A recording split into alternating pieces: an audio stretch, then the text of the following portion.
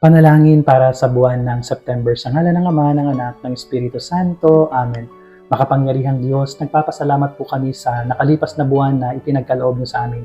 Panginoon, maraming salamat po sa pag-iingat. Maraming salamat po sa mga biyayang inyong ipinagkaloob sa amin. Hindi man po lahat natupad yung aming mga kagustuhan, hindi man po namin nagawa yung aming mga gustong gawin sa nakaraang buwan, ay hinihiling namin, Panginoon, at ipinapanalangin namin na sa pagpasok ng Burr months, ito ay magbigay ng bagong pag-asa. Nanawa kaming lahat ay patuloy na ma-inspired at magpatuloy sa aming buhay. Alam po namin na may mga pagsubok na darating, subalit naniniwala po kami na hindi nyo kami pababayaan at kami ay yung patuloy na i-bless.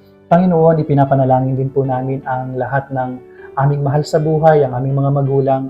Bigyan niyo po sila ng kalakasan, bigyan niyo po sila ng mga biyayang kanilang kinakailangan at ilayo niyo po sila sa anumang sakit at karamdaman.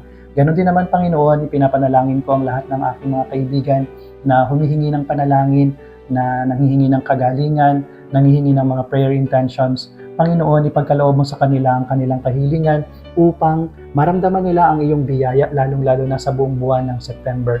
Panginoon, ang Burr months ay nagbibigay ng excitement at ligaya sa mga tao. Marapit na pong lumabas ang mga Christmas song. Nawa, Panginoon, ang buong buwan na ito ay tunay na magbigay ng pagpupuri sa iyo.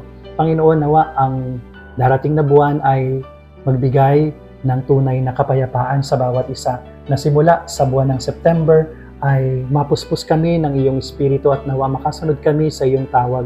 Panginoon, ganon din naman ipinapanalangin namin lahat ng mga nagtatrabaho, na ingatan niyo po sila at pagkalooban niyo po sila ng kapahingahan, lalong-lalo na doon sa mga pagod na sa kanilang mga ginagawa. Ganon din naman sa mga mag-aaral, Panginoon. Itinataas namin sila sa inyo na nawa ay patuloy silang magsumikap na makatapos mag-aral at mag-aral mabuti, hindi lamang para sa kanilang mga magulang, kundi para sa kanilang mga sarili.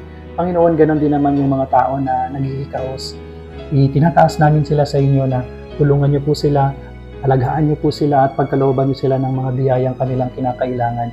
Panginoon, hinihiling ko po na puspusin niyo kami ng iyong espiritu, puspusin niyo kami ng iyong pagpapala. Hindi lang po ako, hindi lang po kami, kundi lahat po ng mga tao na nangangailangan ng iyong pagpapala. Panginoon, hinihiling po namin na samahan niyo kami sa bawat araw sa buong buwan ng September, na nawa ito ay maialay namin sa iyo at magawa naming mabuti yung aming mga dapat gawin. Panginoon, dinadalangin din po namin na ang aming kaligtasan. Nawa ingatan niyo po kami sa araw-araw, sa lahat ng aming mga gagawin. Nawa ay patuloy kaming makagawa ng mabuti at ito ay magawa namin ng naayon sa iyong kalooban. Ito ay hinihiling namin sa pangalan ni Kristo na aming Panginoon. Amen. Sumainyo ang Panginoon at pagpalain kayo ng makapangyarihang Diyos, Ama, Anak at Espiritu Santo. Amen.